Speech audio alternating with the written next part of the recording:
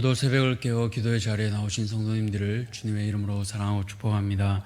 살아계신 하나님 참 감사합니다. 오늘도 우리에게 새 하루를 허락하시고 이 새벽을 깨워 기도의 자리에 나오게 하시니 참 감사드립니다.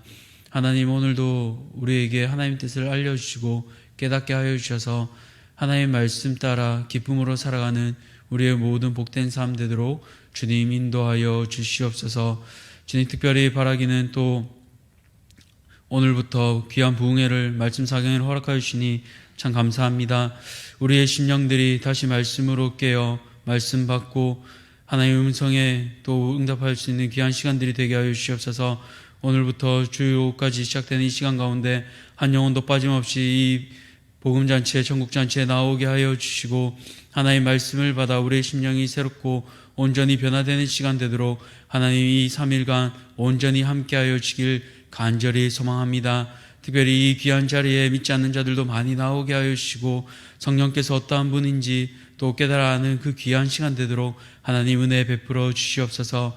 이 시간 교회를 위하여 기도합니다. 세우신 담임 목사님을 기억하여 주시고 날마다 성령 충만하게 하여 주시며 특별히 가정을 돌아보아 주셔서 하나님 가정이 평안하고 든든히 서가게 하여 주시고 하나님 이 시간들을 통하여 하나님의 뜻들을 알아가며 또한 가정의 소중함을 하나님 또한 귀하게 여기는 시간 되도록 은혜 베풀어 주시옵소서.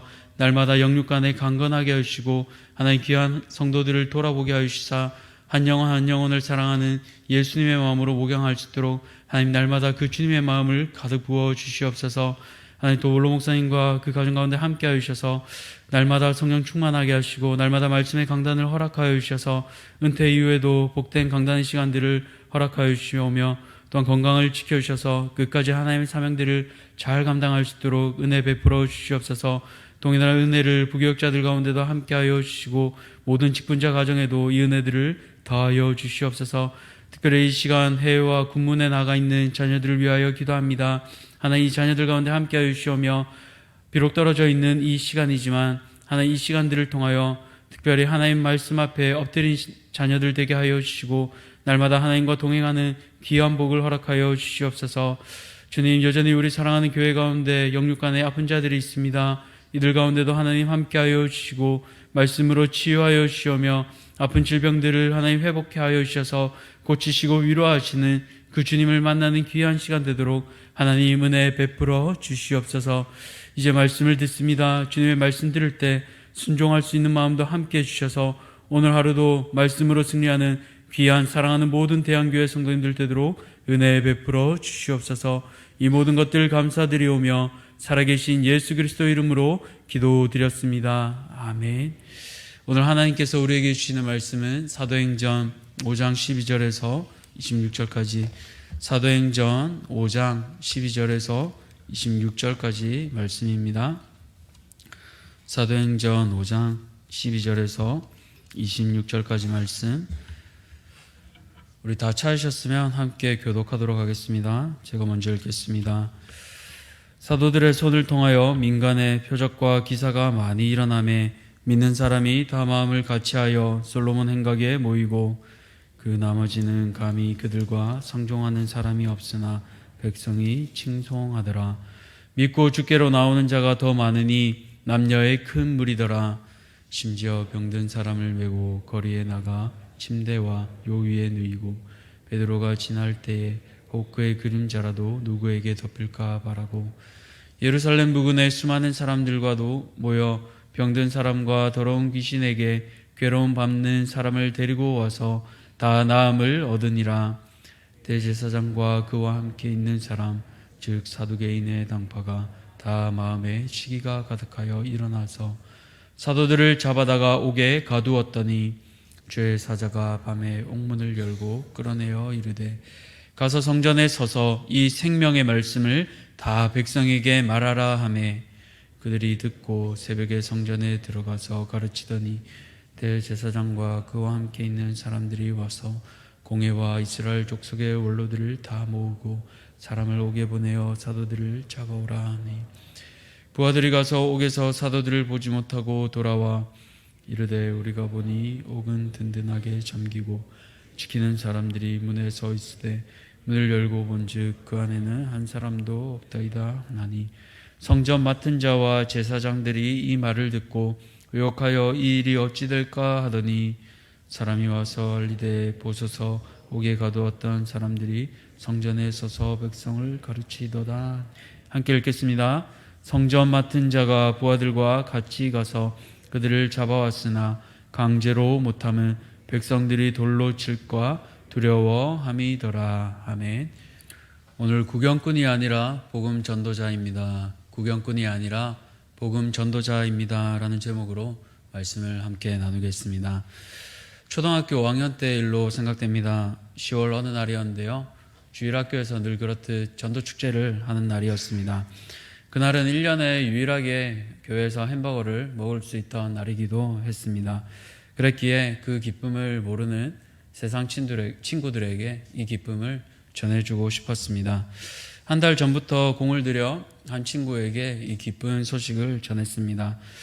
교회 가면 햄버거 준다. 담대한 마음으로 또 떨리는 마음으로 계속해서 그 친구를 꼬셨고 이제 디데이가 되었습니다. 아침 9시에 주일학교가 시작되었는데요, 8시 반부터 친구 집에 가서 그 친구를 데리고 나왔습니다. 그런데 웬일일까요? 그 친구가 잘 따라가다가 갑자기 도망치기 시작했습니다. 어떻게 해야겠습니까? 잡으러 가야겠죠. 그래서 잡으러 가서 또 도망가고 잡으러 가서 또 도망가고 그러기를 여러 번, 결국 1시간 동안 이상한 술래잡기만 하고 결국 친구를 데리고 교회에 가지는 못했습니다. 그래서 제 인생 처음으로 그의 주일학교 개근상을 받지 못했던 기억이 납니다. 그날 얼마나 속상했던지 15분간 울면서 교회에 간 기억이 아직도 있습니다. 감사하게도 그런 저를 보며 담당 주일학교 선생님이 따뜻하게 위로해 주셨던 기억이 납니다. 그렇다고 햄버거를 2개 주시지는 않았습니다. 그래서일까요? 여전히 전도하면 저는 조금은 위축이 됩니다. 여전히 거절당했던, 아니 조금 심하게 말하면 1시간 동안 조롱당했던 그 일이 여전히 떠오르기 때문입니다. 그러나 오늘 본문에서는 그럼에도 불구하고 복음의 전도자로 살았던 사도들의 모습을 잘 보여줍니다. 그래서 오늘 말씀을 함께 살펴보며 우리가 복음 전파자로 살기 위해 어떻게 해야 하는지 2가지를 통해 말씀을 나누려고 합니다. 먼저 첫째로 구경꾼이 아닌 복음 전파자로 살기 위해서 어떻게 해야 할까요? 첫 번째로 무엇보다 하나님 앞에 간구하며 이 일에 동참해야 합니다. 오늘 말씀을 보면 12절에서 16절까지는 하나님께서 예루살렘 교회의 간구에 응답하셔서 표적과 능력의 기적을 베푸시는 은혜가 나타납니다. 이 간구는 앞서 4장 29절에서 30절까지의 내용입니다. 제가 읽어드리겠습니다. 주여 이제도 그들의 위협함을 굽어보시옵고 또 종들로 하여금 담대히 하나님의 말씀을 전하게 하여 주시오며 손을 내밀어 병을 낫게 하시옵고 표적과 기사가 거룩한 종 예수의 이름으로 이루어지게 하옵소서 하더라. 앞서 4장에서도 이 사도들이 제사장들과 사두개인들에게 붙잡혔다 풀려나게 됩니다. 그리고 이들은 대주제이신 하나님을 찬양하며 기도합니다. 그 기도는 동떨어진 기도가 아니라 그들의 상황이 이처럼 잘 담겨 있습니다. 주여 이제도 그들의 위협함을 굽어보시옵고, 비록 복음 전하기 참 쉽지 않은 상황입니다. 그런데도 이 사도들이 구하는 내용이 참 감동적입니다.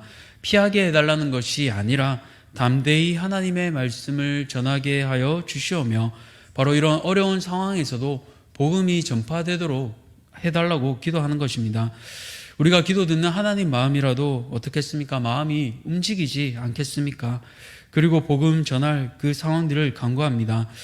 손을 내밀어 병을 낫게 하시옵고 표적과 기사가 거룩한 종 예수의 이름으로 이루어지게 하옵소서. 하나님께서는 이 기도를 들으시고 응답하십니다. 그래서 표적과 기사를 통해 많은 이들이 모이게 하십니다. 사도들의 표적과 기사를 통해 15절을 보면 병든 사람을 메고 거리에 자리를 펴니다. 바로 베드로가 지나가기만을 기다리는 것이죠. 그 그림자가 환자에게 덮이기만 해도 나을까 싶어 간절한 마음에 사람들이 모여든 것입니다. 여기 누가가 기록한 덮이다라는 단어는 복음서에 2번, 그것도 누가가 기록한 누가복음에 2번 나오는데요, 모두 하나님의 임재로 덮이는 상태를 의미합니다. 첫 번째로는 누가복음 1장에 천사가 마리아에게 지극히 높으신 이의 능력으로 덮는다라고 할 때 표현이 되고, 또 9장에서 우리가 잘 아는 변화산 사건에서 베드로가 초막셋을 짓자고 말한 후에 구름이 덮는 장면에 이 단어들이 쓰이게 됩니다. 누가가 덮이다라는 이 표현을 한 것은 표면적으로는 베드로가 하는 것처럼 보여도 베드로가 하는 것이 아니라 하나님의 능력으로 아픈 이들이 치유되는 것을 뜻합니다. 그런데 이런 능력이 바로 어디에서 나왔습니까? 누가복음 4장 31절을 보시면 빌기를 다음에 모인 곳이 진동하더니 무리가 다 성령이 충만하여 담대히 하나님의 말씀을 전하니라 라고 나오고 있습니다. 바로 기도한 후에 성령 충만함을 받은 후에 하나님께서 이 일을 행하게 해주신 것입니다. 사도들은 이처럼 복음 전하기 어려운 상황임에도 불구하고 기도하는 일을 멈추지 않은 것을 우리가 알 수 있습니다. 그러나 이 모두가 복음을 듣고 마음을 같이 한 것은 아닙니다. 오늘 13절을 보시면 그 나머지는 이라는 표현이 나오는데요. 그 나머지는 감히 그들과 상종하는 사람이 없으나 라고 기록하고 있습니다. 사도들은 복음 전하는 일에 갈급했고 또 이 복음에 반응하는 이들이 계속해서 나왔습니다. 그러나 감히 상종하지 않았던 그 나머지가 나옵니다. 어떤 사람들이었을까요? 바로 멀리서 멀찍이 바라보던 사람들입니다. 사도들을 통해 표적과 기사도 보았습니다. 그러나 마치 예수님께서 많은 표적을 행하셨으나 믿지 않은 것처럼 이들도 동일한 사람들입니다. 왜 표적을 보고도 믿지 않았을까요? 바로 고난당하기 때문입니다. 복음 전하다가 사도들이 붙잡혀서 고난당한 것을 보았기에 쉽사리에 그 일에 동참할 수 없는 것입니다. 사랑하는 성도님들, 오늘 우리는 어떠해야 할까요? 이 복음 앞에 그 나머지로 기록되시겠습니까? 아니면 믿는 사람으로 마음을 다 같이 하는 자로 기록되시겠습니까? 다시 말해 구경꾼으로 남으시겠습니까? 아니면 복음 전파자로 남으시겠습니까? 구경꾼으로 남고 싶으신 분은 아무도 없으실 줄 믿습니다. 특별히 5월부터 우리는 2주간 또 가족 초청 주일을 계획하고 있습니다. 이 기간 중에 가족과 잃은 양 찾기를 함께 준비하고 있습니다. 이 일에 무엇보다 가장 중요한 것은 바로 기도입니다. 가족이 믿지 않는 분들은 또 함께 간절히 기도하길 소원합니다. 마치 아픈 가족을 메고 베드로의 그림자라도 덮이기를 소망했던 그 간절함으로 오늘 함께 기도합시다. 하나님께서 사랑하는 가족의 영혼을 이 믿음의 자리에서 사랑으로 덮어주실 것입니다. 혹여나 가족이 다 믿기에 초청할 리가 없습니까? 이런 양이 있을 것입니다. 내가 아는 분 중에 교회를 다니다 지금은 교회를 떠난 이들, 또 복음을 모르는 이들 초청합시다. 우리가 전하는 말이 약하고 능력이 없어 보여도 오늘 말씀처럼 기도하는 가운데 하나님의 능력으로, 하나님의 열심으로 그들을 구원하실 것입니다. 우리가 행할 것은 담대히 나아가는 것입니다. 오늘도 기도로서 담대하게 복음 대상자들을 위해 기도하며 구경꾼이 아닌 복음 전파자가 되시기를 간절히 축복합니다. 두 번째로 구경꾼이 아닌 복음 전파자가 되기 위해 우리는 어떻게 해야 할까요? 바로 고난 받음에도 복음 전하기를 멈추지 말아야 합니다. 앞서 12절에서 16절까지 우리는 사도들이 표적과 기사를 통해 많은 이들이 복음을 믿는 일이 일어났습니다. 그러나 기쁨도 잠시 이를 시기하던 대제사장과 사두개인들로 인해 사도들은 다시 옥에 잡혀가게 됩니다. 그렇다면 왜 대제사장과 사두개인들은 사도들을 시기했을까요? 앞서 13절 후반절처럼 사도들은 백성들에게 인정받고 칭송받았습니다. 종교 지도자였던 대제사장과 사두개인들은 그들이 받아야 할 존경을 빼앗겼습니다. 그랬기에 그들은 사도들을 옥에 가두었던 것입니다. 옥에만 가두면 더 이상 복음을 전하지 못하고 인기가 사그라질 것이라 판단했기 때문입니다. 그러나 하나님께서는 그분의 계획을 멈추지 않으셨습니다. 19절을 보시면 주의 사자가 밤중에 옥문을 열고 사도들을 다시 파송합니다. 무엇을 하라고 보냅니까? 바로 20절 말씀입니다. 가서 성전에 서서 이 생명의 말씀을 다 백성에게 말하라 하매. 옥에서 나오는 이유는 단 하나입니다. 생명의 말씀을 전하기 위해서였습니다. 그렇기에 사도들은 감옥에서 나와 비록 새벽이지만 성전에 들어가 생명의 말씀을 전했습니다. 새벽에 말씀을 전한 것, 이것은 누가복음 21장 38절에 예수님께서 새벽녘에 성전에서 백성들을 가르치셨던 것을 또한 상기시키십니다. 이처럼 사도행전은 계속해서 복음사에 나타난 예수님의 모습대로 또한 이대로 살아가는 제자들의 모습을 계속해서 보여주고 있습니다. 반대로 대제사장과 사두개인들은 사도들이 풀려난 사실도 모른 채 이들을 신문하기 위해 공회를 소집합니다. 21절에 공회와 이스라엘 족속의 원로들은 바로 우리가 잘 아는 대로 산헤드린 공회를 의미합니다. 유대인의 최고 기구이자 71명으로 구성된 이 기관은 대제사장과 바리새인 그리고 사두개인들이 핵심 member였습니다. 이 공회가 소집되었지만 옥에는 아무도 없었습니다. 참 당황스러운 일이 아닐 수 없습니다. 그러나 누가 사도들을 옥에서 나오게 하셨나요? 앞서 본 것처럼 하나님께서 주의 사자 천사들을 통해 일하셨습니다. 특별히 사두개인들은 바리새인들과 달리 부활도 영적인 존재도 믿지 않았습니다. 그런데 사두개인들이 믿지 않았던 이 영적 존재인 천사가 하나님의 일을 한 것입니다. 이 모습을 보며 저는 이런 생각을 하게 되었습니다. 세상 사람들이 참 사두개인과 비슷하구나. 예수님을 믿지 않고 부활이 없는 것처럼 살아가며 이 세상에 머물기에 자신의 명예와 욕심을 따라 살아가는구나. 참 세상과 많이 닮은 그 모습을 오늘 말씀을 통해 다시 한번 보게 됩니다. 그러나 제자들은 어떻습니까? 오늘 옥에 갇혀도 다시 풀어주시면 하나님 나라를 위해 살아갑니다. 또 다시 잡혀가게 될 수도 있습니다. 신문을 당할 수도 있습니다. 고난이 한두 번에서 그치는 것이 아니라 계속 이어질 수도 있습니다. 이번에는 더 심한 고초를 겪을 수도 있습니다. 그럼에도 옥에서 천사가 문을 열어줄 때 어떤 확신이 있었겠습니까? 아, 하나님께서 나와 함께 하시는구나. 비록 복음을 전해도 고난을 받지만 하나님께서 나를 지켜주시는구나. 그렇기에 내가 다시 이 사명을 감당케 해야겠구나라는 그런 마음이 들지 않았겠습니까? 나를 위로하며 힘주시는 그 하나님을 사도들은 온전히 체험했습니다. 그렇기에 사도들은 고난에도 불구하고 구경꾼이 아닌 복음 전도자로 살아갈 수 있었던 것입니다. 사랑하는 성도님들, 사도들과 같이 우리도 복음 전할 때 고난당할 수 있습니다. 때로 조롱당하기도 하고 냉대당할 수도 있습니다. 심지어 이것으로 인해 핍박받을 수도 있습니다. 그러나 한 가지 기억하시기 바랍니다. 예수님께서 우리에게 이렇게 말씀하셨습니다. 나를 인하여 너희를 욕하고 핍박하고 거짓으로 너희를 거스려 모든 악한 말을 할 때는 너희에게 복이 있나니 기뻐하고 즐거워하라. 하늘에서 너희의 상이 큼이라. 너희 전에 있던 선지자들을 이같이 핍박하였느니라. 주님께서는 우리의 수고와 눈물을 아십니다. 그리고 우리에게 상 주시는 분이십니다. 뿐만 아니라 고난당할 때 피할 길도 내시는 분이십니다. 옥에 잠시 가두셨으나 다시 문을 여신 것처럼 말합니다. 그렇게 오늘 하루 다시 한번 힘을 내시기 바랍니다. 구경꾼으로 살고 싶은 마음이 찾아올 때에도 담대하게 힘주시는 하나님을 바라보며 복음의 전도자로 살아가시는 모든 성도님들 되시기를 축복합니다.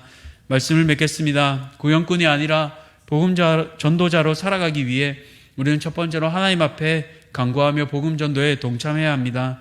오늘 우리에게 주어진 이 시간 전도 대상자들의 이름을 불러가며 간절히 기도합시다.